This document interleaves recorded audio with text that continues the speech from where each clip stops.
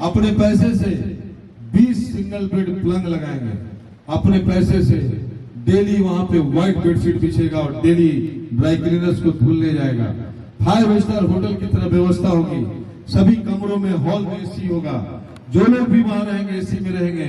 और आपको bus stand छोड़ने के लिए, आपको पीएमसीएच ले जाने के लिए मेरा गाड़ी वहां खड़ा रहेगा, जैसे आज मेरा राहत फंड घर में जा करके लोगों को मैदान के लिए पहले पैसा मिला, लड़कियां घर से बाहर निकलने लगी, जब निकलने लगी तो पढ़ने लगी, आगे बढ़ने लगी। आज यूपीएससी, बीपीएससी, नीट, जी जितना भी एग्जाम होता है, इवन मैट्रिक का, इंटर का, लड़कियां का रिजल्ट सबसे ज्यादा होता है। अभी अध्ययन है नीतीश कुमार जी का, उम्र मेरा भी ज्यादा नहीं है, लेकिन मैंने देखा है आज के 20 साल पहले अगर किसी की बेटी कॉलेज जाती थी, उनके माँ बाप का कलेजा कांपता था। जो लोग रिक्शा से भेजते थे, जो संपन्न लोग थे, उनको भी इस बात की चिंता होती थी कि मौलाबाग से लेकर महिला कॉलेज के बीच में कौन व्यक्ति क्या बोल देगा, क्या कर देगा। अब यही कारण थी, लोग सुरक्षित नहीं थे, इसलिए बाल विवाह हुआ करता था। आप इस बात पे गौर फरमाइएगा, सोचिएगा। बाल विवाह जो कुप्रथा आई, उसका एक वजह था। पहले लोग बेटी का बाप बनने में डरते थे। डरने का वजह दहेज नहीं, डरने के वजह या असुरक्षा की भावना, सम्मान पे चोट न पहुंचे, इसका चिंता होती थी। लेकिन माननीय नीतीश कुमार जी के आने के बाद किसी को इस बात की चिंता नहीं है। मैं चुनाव प्रचार में जाता हूं, पिछले चुनाव प्रचार में ही जब मैं गया था तो मैं अपनी मां से आके बोलता था कि गांव कितना बदल गया है। गांव में अब ढेर सारी लड़कियां जो दिखती हैं वो मॉडर्न आउटफिट में दिखती हैं। यह बदलाव इस बात का संकेत नहीं कि हम आधुनिक हो रहे हैं। हम आधुनिक तब होते हैं जब हम समृद्ध होते हैं, इस बात को समझिएगा। आप भी, जैसे हम लोग बोलते हैं कि हम पश्चिमी सभ्यता को अनुकरण कर रहे हैं, आप गौर से देखिएगा। आज भी हमारे जो यहाँ पे गार्जियन बैठे हैं, अगर ये अपने पोता के यहाँ चले जाए बेंगलोर, दिल्ली, और 2 दिन इनको इडली डोसा खिलाएगा तो ये भाग जाएंगे वहां से, तुरंत टिकट लेंगे और कहेंगे चले यहाँ से, खाना बढ़िया नहीं मिलता है। आज के बच्चों को नहीं बताना पड़ता है कि तुम क्या खाओगे, वो चाउमीन और इडली डोसा ही खाता है। और ग्रामीण क्षेत्र में आप सुदूर चंदा भी चले जाइए तो वहां चाउमीन का ठेला जरूर मिलेगा। यह परिचायक है कि जब आप समृद्ध होते हैं, जैसे जैसे समृद्धि के साथ समय का अभाव होता है। क्योंकि जो व्यक्ति कल खलिहान में बैठ करके आराम से सोया रहता था, दोपहर में लोग घर का दरवाजा बंद करके, रोड सन्नाटा करके और दिन भर जो सोया रहते थे, आज गर्मी कितनी भी हो, सर्दी कितनी भी हो, हर व्यक्ति के पास इतना काम है कि वो आदमी घर में नहीं सोता है, वो सड़क पे होता है। टेम्परेचर को मोबाइल में देखते हैं आप, गर्मी का एहसास मोबाइल से करते हैं, क्योंकि अब आपके घरों में बिजली है, अब आपके घरों में एसी है, पंखा है, कूलर है। समृद्धि जो बड़ी है, आप सोच के देखिएगा इसका ये योगदान किसका है।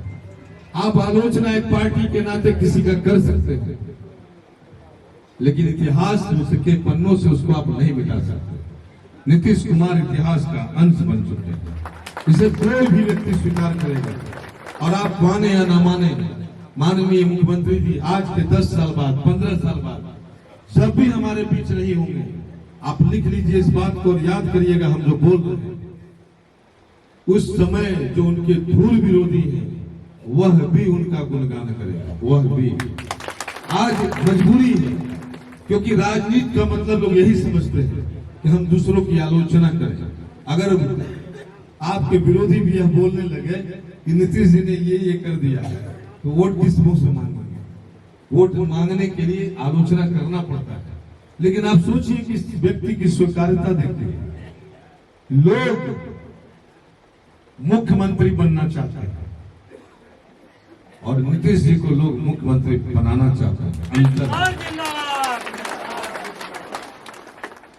चाहे कोई भी दल है, आने वाले दिन में भी दिमाग से यह बात निकाल लीजिएगा कि बगैर नीतीश जी का बिहार होगा। अगर किसी व्यक्ति में अगर यह भावना है तो वो व्यक्ति दूरदर्शी नहीं है। और हम जो जानते हैं, क्योंकि आपके समाज से हमारा गहरा रिश्ता है, हमारा पारिवारिक रिश्ता, हमारे बेलाड़ी के रासबिहारी बाबू अब थोड़े स्वस्थ हो गए हैं, अब डेथ कर गए। वो हमारे पिताजी के बहुत अच्छे मित्र हुआ करते थे, पटेल जी हमारे मित्र हुआ करते थे। तो हम जानते हैं अच्छे से आपका जो समाज है। देखिए सहेंद्र बाबू आ गए, उनके लिए एक जोरदार ताली। बहुत ही अच्छे आदमी, बहुत सुलझे व्यक्ति। पटेल जी मेरे मित्र हैं। एक बार वो बोल रहे हमसे, तो छुड़ाता नहीं है बटाईदार, उसको हटाता नहीं, क्या बोले थे ना आप? तो कुर्मी के हाथ में जब बिहार चला गया तो तब तक रहेगा जब तक वो कुर्मी नहीं छोड़ेगा। और पटेल जी का यह बात अक्षर से सत्य साबित हो रहा है। लोग परेशान रहते हैं। पिछली बार जब 41 सीट आया, आप कारण पे नहीं जाइएगा। और एक चीज बता देते हैं, बड़ा आदमी कभी शत्रु नहीं होता है, ध्यान रखिएगा। हम लोग भी जब व्यापार करते हैं तो सुनिएगा कि फलाना से इसको बहुत लड़ाई चल रहा है, और जैसे ही टेंडर डालने रहते हैं तो दोनों आदमी मिल जाते हैं। हम लोग अपना मुनाफा देखते हैं कि हम लोग की लड़ाई में भाई सरकार को क्यों फायदा हो, इसलिए हम लोग मिल करके बांट लेते हैं। तो ऐसे ही बड़ा आदमी कोई दुश्मन नहीं होता है। लालू जी को जेल भेज के, लालू जी के भ्रष्टाचार के खिलाफ आवाज उठा के, लालू जी को गद्दी से हटा के नीतीश जी बिहार के मुख्यमंत्री बने। लेकिन जब आवश्यकता पड़ी, जब लगा कि यह जरूरी है, तो उन्होंने लालू जी के साथ मिलकर के भी बिहार में सरकार बनाया। अगर लालू जी और नीतीश जी एक हो सकते हैं, चिराग पासवान कल तक भले ही विरोध कर रहे थे, आज वो अपने चाचा का पांव छू रहे हैं और खरना में नीतीश जी को अपने घर बुला रहे हैं। संबंधीय संबंध कहा जा रहा है। कोई गलतफहमी नहीं रहना चाहिए। नीतीश जी बिहार की मजबूरी नहीं है, बिहार की जरूरत है, जरूरी है, इसलिए नीतीश जी आज सब जगह है। आप एक चीज को समझिए कि जब 41 सीट आया नीतीश जी को, लोगों को लग रहा था कि भाजपा कहेगी कि आप हमको बना दीजिए। आपको हम बता देते हैं, अगर 20 सीट भी आता तो भी भारतीय जनता पार्टी कहती कि आप ही को मुख्यमंत्री बनाना, क्योंकि बिहार में कोई दूसरा चेहरा नहीं है। यह बात बोलने में नहीं है मुझे, यहाँ पे हालांकि हर एक दल के लोग हैं, फिर भी बिहार में कोई दूसरा चेहरा नहीं है जो उनसे अव्वल हो, जिसको उनके जगह पे बिठाया जा सके। ऐसा कोई चेहरा नहीं है, न कोई ऐसा अनुभवी व्यक्ति है, न कोई ऐसा साहसी व्यक्ति है, और न कोई इतना धीरज वाला व्यक्ति है। आप जीविका दीदी की बात करिए। हम जब कोई भी बात करते हैं तो बगैर विश्लेषण का नहीं करते। जीविका दीदी एक सूक्ष्म सोच, महिला सशक्तिकरण की दिशा में माइलस्टोन साबित हुआ और पूरा देश इस मॉडल को अपनाया। सबसे पहले इसको लॉन्च करने वाले व्यक्ति का नाम आदरणीय नीतीश कुमार। अगर आप नहीं जानते तो आप यह भी जान जाइए, 7 निश्चय योजना बिहार में लाई गई, जिसमें हर घर जल की योजना थी। आप इस बात पे मत जाइए कि उस योजना में अभी क्या चल रहा है। आप कोई भी व्यवस्था लागू करेंगे, जो हमारे सिस्टम में जो खामियां हैं वो आपको रास्ता को रोकेगी, लेकिन इसका मतलब यह नहीं है कि सुधार नहीं होगा। इस 7 निश्चय योजना में हर घर नल योजना को केंद्र सरकार और बाकी की सरकारों ने एडॉप्ट किया। यह बिहार की योजना थी, यह नीतीश कुमार की योजना थी। बालिका को पोशाक सबसे पहले बिहार में लॉन्च हुआ, आज पूरे देश में मॉडल बन गया। कुछ ऐसा काम है। अभी आपको मैं एक बात बताता हूँ, संजय सिंह जी हमारे बहुत ही क्लोज हैं, पहले गया और पटना के डीएम रह चुके हैं। अभी वो अपने मंत्री को उड़ीसा से लेकर के आए थे, वह देखने आए थे कि पटना जैसा कंजेस्टेड शहर, जहां पे घर बनाने के लिए जगह नहीं है, वहां पे इतना फ्लाईओवर कैसे आया। यह नीतीश जी का सोच का देन है। वो एक अभियंता है, वो शिल्पी है। उन्होंने बिहार का निर्माण नहीं पुनर्निर्माण किया है, उन्होंने बिहार को सुदृढ़ बनाया है। और आज जो खुशहाली देख रहे हैं, सुगम यातायात का देन है। आज जो खुशहाली देख रहे हैं, ये बिजली का देन है। आज जो रिजल्ट बिहार का देख रहे हैं, वह इस बिजली का देन है। बहुत सारी चीजों का दुर्गामी परिणाम होता है, उसमें से एक परिणाम यह भी है।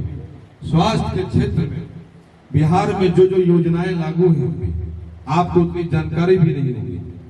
अभी तुरंत कुछ दिनों के बाद आप देखिएगा, चुनाव के बाद हर गांव में मशीन लेकर के लोग जाएंगे, कैंसर का स्क्रीनिंग होगा। हर गांव में मशीन लेकर के लोग जाएंगे, आपका आंख चेक करेंगे और वहीं पे आपको फ्री में चश्मा मिलने वाला है। आप इसको चुनाव के जस्ट बाद देखिएगा, ये सरकार की योजना है, नीतीश सरकार की योजना है। हर गांव में टीबी उन्मूलन, जैसे पोलियो को बिहार इतना पकड़ा था कि हम 2 मिनट में वहां पर बूथ कंट्रोल करा देते हैं। लेकिन इतने अपरिपक्व थे हम कि हम पूछेंगे कितना कहाँ लूटा, तो तिवारी मोहल्ला और यहाँ बाजार से मिले, तो हम बोले कि तो यहाँ से बेलहाड़ी तक वोट है, तो तबो हम 1 लाख वोट से जीतेंगे। तो जो व्यक्ति था बोला कि 1 लाख से कहाँ जीतिएगा, से पंचायत में 6000 वोट है। तो हम उसी को डांट दिए कि 6000 वोट है, यहाँ मोड़े पास भी कम से कम 50-60 हजार रहता है। तो इतने हम अपरिपक्व थे और हम इस चक्कर में रह गए कि हम तो 1 लाख वोट से चुनाव जीतेंगे पंचायत समिति का। बाद में जब पटेल जी आए, अभी चूंकि चुनाव लड़ रहे थे, तो हमको बोले कि कब सीखिएगा, आपको हम सिखाना चाहते हैं, आप सीखना नहीं चाहते हैं। 6000 वोटर है कम से कम, इतना तो आपको ज्ञान होना चाहिए। उसके बाद हम लोग चुनाव आयोग गए, चुनाव रद्द हुआ। रद्द होने के बाद बोले कि हम चुनाव नहीं लड़ेंगे। हम बोले हमको इस दलदल में नहीं पड़ना। पटेल जी हमको फोन किए, किसका दुकान था? सोमेश्वर के चाय दुकान पे खड़ा होकर के, वो व्यक्ति अब जीवित नहीं है, दाऊद नगर के ही थे, बगरवा मोड़ के, उनको बड़ा अभिमान था। तो बोले कि अगर हिम्मत है तो चुनाव लड़के दिखाए, उसको घर से बाहर नहीं निकलने देंगे। पटेल जी हमको फोन किया, पटेल जी बाजा बैंड बाजा ठीक कीजिए, चुनाव का उस दिन आखिरी दिन था नॉमिनेशन का। हम तुरंत पटना से आए, नॉमिनेशन किए, चुनाव लड़े। 14 प्रत्याशी को बैठा करके 1 प्रत्याशी को रखा गया प्रकाश चंद्रा से लड़ने के लिए, और उस चुनाव को इतने बहादुरी से लड़े, पूरे जिले की नजर थी उस चुनाव पे।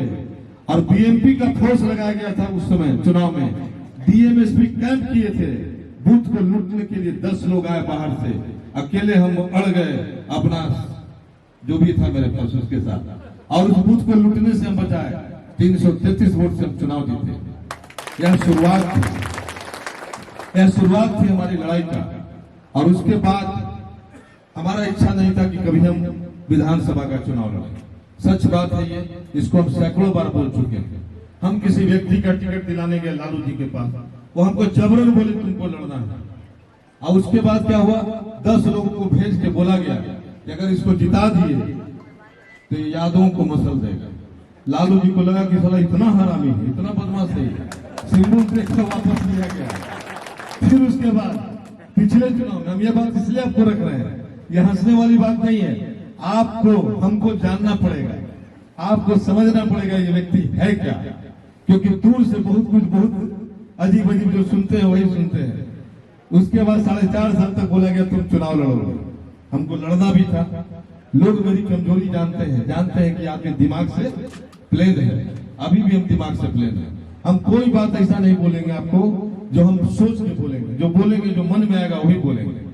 तो उस समय फिर हुआ कि लड़ना है, हमसे कुछ ऐसी बात कहवा दी गई जिसके कारण वो नाराज हुए। और नाराजगी की सूचना मैंने दिया किसको? डॉक्टर कांति सिंह को। मैंने मैनेज नहीं किया, मैं मैनेज कर सकता था, मेरा फिर टिकट कट गया। और इसी यादव को हम भेजे थे लोजपा में टिकट के लिए, वो लोजपा से राजद में आ गया, हम लोजपा में चले गए। अब बताइए, उस समय हम चुनाव फिर नहीं लड़ना चाह रहे थे, हम एकदम आराम से अपने घर पे बैठे थे। मंडल भैया इस सभागार में होंगे, डॉक्टर अनिल कुमार मंडल जी, ये लोग संजय सोम जी और मेरा छोटा भाई प्रवीण आया। अब आने के बाद ये लोग बोले कि आप मौगा आदमी है, जो घर पे हमको बोले कि मौगा आदमी है, टिकट नहीं दिया, आप निर्दलीय लड़ करके दिखा दीजिए। तो हम तैयारी कर दिए कि निर्दलीय लड़ देंगे। तब तक क्या हुआ, किसी ने लोजपा से टाई अप करा दिया। अब हम लड़ गए। लड़ते समय कोई भावना नहीं थी कि कौन हारेगा कौन जीतेगा, सिर्फ एक भावना था मेरे मन में था, इतना हम लोगों के साथ रहते हैं, देखते हैं मेरी औकात क्या है, और ये सोच के अब चुनाव लड़े। बहुत वायरल किया गया, आप देखे होंगे, अमीषा पटेल आई, उसके कारण नुकसान हुआ, बहुत तरह से वायरल किया गया। फिर भी 41,000 मतों के साथ हम आपके सम्मान में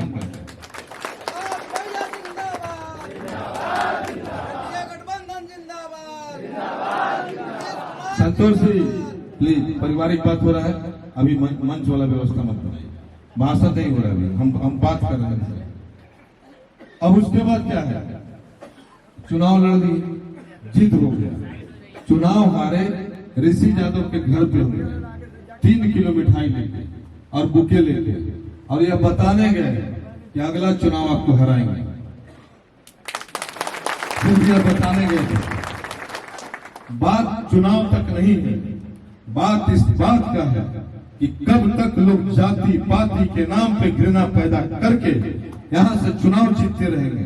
कब तक बाहरी लोग, जरूरत नहीं होती किसी को, मेरे जैसा कोई दूसरा व्यक्ति होता तो डर जाता इस बात से कि अगर इनको जिताएंगे तो ये तो 5 साल बाद फिर आएंगे नहीं, इनको तो बनना नहीं है, तो इनको हम क्यों वोट दें।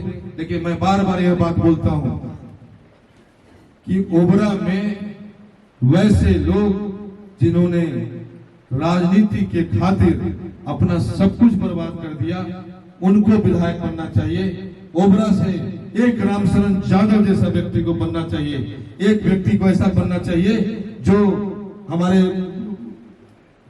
कौन थे जो उस पार के विधायक, वो भी वेतन नहीं लेते थे, तो इस टाइप के लोगों को बनना चाहिए, एक कार्यकर्ता को बनना चाहिए, कहने का सर। तो मैंने तय किया है कि इस विधानसभा चुनाव के बाद मैं चुनाव नहीं लड़ूंगा। जो व्यक्ति, आप लोग में से कोई भी व्यक्ति जो भी आगे आएंगे, वो मेरा परिवार का सदस्य कभी नहीं होगा, हमारे जाति का कभी नहीं होगा, हमारे समाज का कभी नहीं होगा। आप लोगों में से कोई व्यक्ति होगा जिसको नेता तय करेंगे, मैं उनको अपने खर्चे से, लेकिन शर्त यही होगा हमारा नेता के सामने, जो भी दल यहाँ टिकट दे, उनके सामने यही शर्त होगा कि आप किसी गरीब कार्यकर्ता को चुनाव लड़वाइए, प्रकाश चंद्र अपने संसाधन के बल पर उनको विधानसभा भेजें।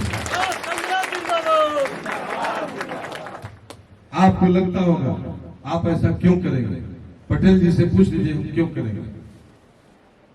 ये हमको प्रमुख बनाना चाहते थे, मैंने कह दिया था केदार जाधव जी को कि मैं प्रमुख नहीं बनूंगा। 13 लोगों का सिग्नेचर करके लाया, जरूरत 12 की थी, 14वां सिग्नेचर मेरा होता, एसेशन बोर्ड पे नाम होता। पटेल जी हमको बोले कि कम से कम ब्लॉक में कोई जाएगा तो एसेशन बोर्ड पे आपका नाम पड़ेगा। मैंने कह दिया था कि मैं प्रमुख नहीं बनूंगा, मैं नहीं बना। क्या सही है कि नहीं पटेल जी? इसके पीछे का उद्देश्य यह है कि कुर्सी कोई व्यापार नहीं है कि एक ही व्यक्ति जमा रहे। हो सकता है दूसरी बार जो कार्यकर्ता है वो हमसे बेहतर काम करे, इसलिए अवसर दूसरों को भी मिलना चाहिए, पहला उद्देश्य।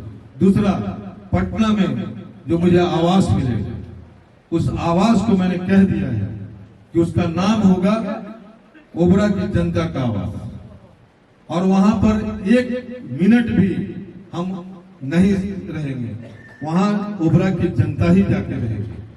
जिस प्रकार पहले के विधायक लोग अपने आवास में दरी बिछा के रखते थे ताकि आम कार्यकर्ता वहां रह सके। कुछ लोगों के पास पटना में घर हो सकता है, लेकिन अधिकांश लोग इस बात से बेचैन रहते हैं कि हम इलाज कराने जा रहे हैं तो कहाँ ठहरेंगे, होटल का अतिरिक्त खर्च आएगा, खाना महंगा मिलेगा।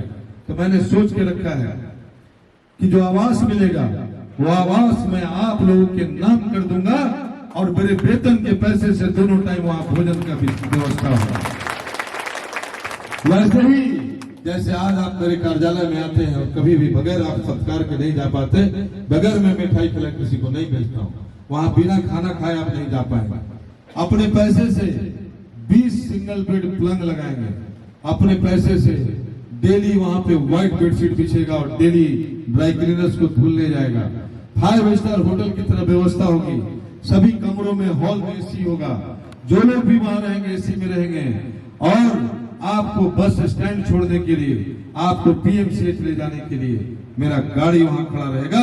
जैसे आज मेरा राहत फंड घर घर जा करके लोगों को मैदान, हम कुछ विशिष्ट करना चाहते हैं। हम चाहते हैं कि हमारा नाम एसेशन बोर्ड पे नहीं लिखा जाए, हमारा नाम ओबरा के इतिहास में लिखा जाए, इसलिए हमने ऐसा करना।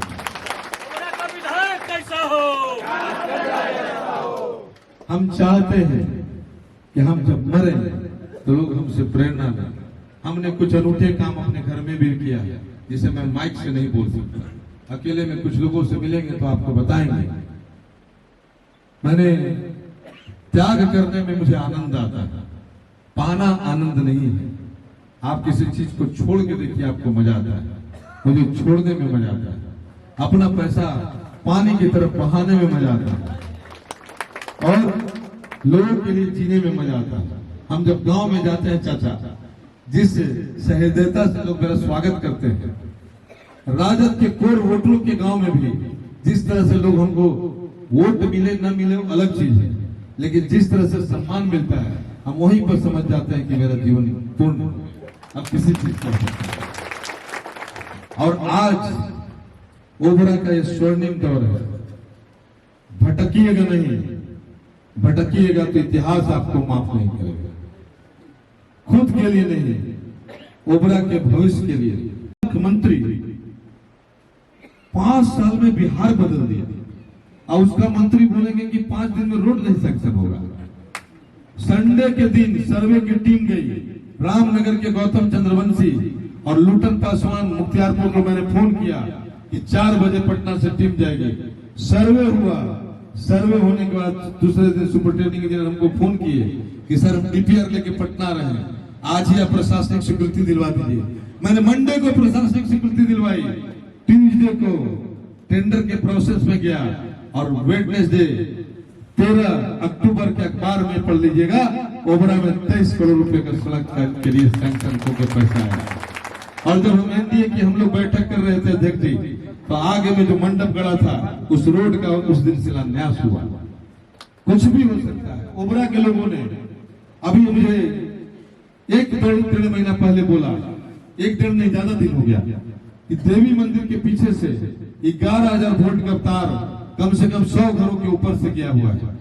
सुपरिटेंडिंग और स्कूटी ने कहा कि उसमें बहुत खर्च है, क्योंकि कम से कम 150 पोल लगेगा, उतना केबल चाहिए, करोड़ों का एस्टिमेट है। मैंने एमडी से जाके बात किया और जाके देख करके आइए, वहां तार भी लग गया और पोल भी लग गया। आप देख करके आइए इस बात को। कजवा के लोगों ने मुझे फोन किया, मैं कोई विधायक नहीं, मुझे फोन किया 10 गाड़ी रोड़ा चाहिए, रोड खराब हो गया है। मैंने उनको कहा रोड़ा तो दे देंगे, लेकिन आपके देखा देखी इतना लोग रोड़ा मांगेगा कि मेरा होश बिगाड़ देगा सर। ऐसे ही लोगों को राहत सामग्री पहुंचाते पहुंचाते हालत खराब रहता है। तो वो लोग नाराज हो गए हमसे, फिर हम डर से 10 टेलर रोड़ा दे दिए। 200 लोगों का हस्ताक्षर किया हुआ हम ले करके पन्ना गए, डीएम थे सौरभ जोरवाल, उनको दे करके आए। अभी हम रास्ते में थे, उनका फोन आया कि मैंने स्टूडेंट को बुलाया था, यह रोड तो मात्र 5 किलोमीटर है, इसको जिला परिषद बनाएगा। तो हम बोले सर कितना किलोमीटर होने पर बन जाएगा? तो बोले 10 से ऊपर होना चाहिए। तो सोम जी थे मेरे बगल में, तो लिखवाए कि मूर्ति विकास से कौना लिखवा दिए। रोड 13 किलोमीटर हो गया, RWD से वो सड़क बन गया। उसमें इस बरसात में लोग आराम से आ रहे हैं, जा रहे हैं। आप गाँव वालों से जाके पता कर लीजिए, ऐसा कोई काम नहीं है। सूरज की पहली किरण के साथ जाग उठा बिहार, हर मत बने नई उम्मीद, हर कदम जिम्मेदारी। न्यूज फॉर नेशन की अपील, 6 और 11 नवंबर को घर से निकलें, वोट करें और अपने भाग्य विधाता खुद बने।